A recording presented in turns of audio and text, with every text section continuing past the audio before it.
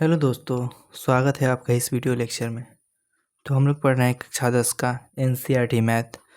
तो आज हम लोग प्रश्नावली 1.1 का प्रश्न संख्या 3 करेंगे। तो आइए हम लोग प्रश्न को पहले पढ़ लेते हैं। प्रश्न है, किसी परेड में 616 सदस्यों वाली एक सेना आर्मी की टुकड़ी को 32 सदस्यों वाले एक आर्मी बैंड के पीछे मार्च करना है। दोनों समूहों को समान संख्या वाले स्तंभों में मार्च करना है। उन स्तंभों की अधिकतम संख्या क्या होगी जिसमें वे मार्च कर सकते हैं। तो यहाँ पर देखिए 32 सदस्यों वाली एक सेना है आर्मी की जो आगे चल रही है, ठीक है। वहाँ उसके पीछे 616 सदस्यों वाली एक सेना को क्या करना है, पीछे चलना है। तो क्वेश्चन हम लोग का बोल रहा है कि अधिकतम ऐसे कितने स्तंभ हो सकते हैं जिसमें 616 सदस्य जो हैं वो एक कतार से खड़े हो सकते हैं। तो देखिए यहाँ पर अधिकतम का बात किया गया है। क्या किया गया है? अधिकतम का बात किया गया है। तो अधिकतम हम लोग निकालने के लिए हम लोग एचसीएफ निकालते हैं। क्या निकालते हैं? अधिकतम निकालने के लिए हम लोग एचसीएफ क्या निकालते हैं? एचसीएफ निकालते हैं, क्योंकि इसका फुल फॉर्म होता है हाईएस्ट कॉमन फैक्टर। क्या होता है? Highest common factor. हाईएस्ट का मतलब होता है अधिकतम। यहाँ पर क्या होता है? हाईएस्ट का मतलब अधिकतम होता है, ठीक है। तो यहाँ पर अधिकतम स्तंभों की संख्या निकालने के लिए हम क्या निकालना पड़ेगा? हमको एचसीएफ निकालना पड़ेगा। तो अगर हम 616 और 32 का एचसीएफ निकालते हैं तो हमको ज्ञात हो जाएगा कि अधिकतम ऐसे कितने स्तंभ हो सकते हैं जिसमें जो आर्मी की सेना क्या कर सकती है? मार्च कर सकती है, यानी कि चल सकती है पीछे। तो आइए हम लोग पहले लिख लेते हैं। तो यहाँ पर हमने लिख लिया अधिकतम स्तंभों की संख्या के लिए एचसीएफ 616 और 32 का निकालेंगे। हम लोग एचसीएफ निकालने के लिए यूक्लिड विभाजन प्रमेयिका का प्रयोग करते हैं। हम लोग पिछले वीडियो में पढ़ चुके हैं।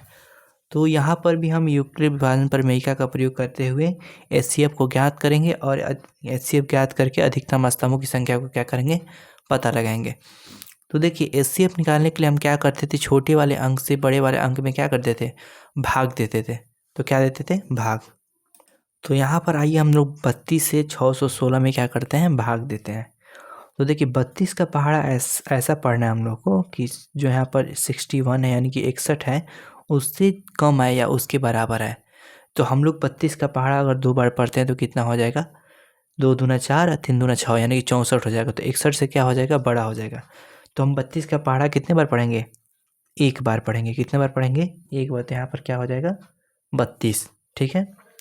अब उसके बाद यहाँ से 61 से 32 घटा लेंगे तो आपका यहाँ से एक में से नहीं जाएगा 2, तो यहाँ से हासिल लेगा तो कितना हो जाएगा? 11 में से 2 जाएगा तो यहाँ पर 9 हो जाएगा। उसके बाद यहाँ पर 5 बच जाएगा, 5 में से 3 जाएगा तो यहाँ पर 2 होगा, ठीक है। तो अब 32 से 29 नहीं जाएगा तो हम लोग क्या करेंगे? ऊपर से एक और अंक उतारेंगे।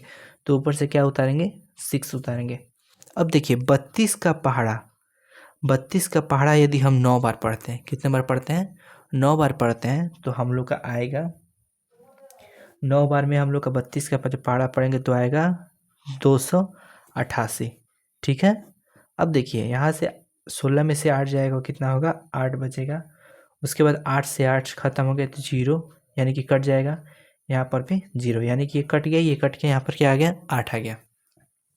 अब देखिए अब हम जब यहाँ पर शेषफल आ जाता है, यहाँ पर कोई अंक नहीं बचता है तो हम लोग लिखते हैं यूक्लिड विभाजन एल्गोरिथम से, यानी कि हम लोग फार्मूला यहाँ पर लिखते हैं। तो आइए लिख लेते हैं आप लोग फार्मूला को।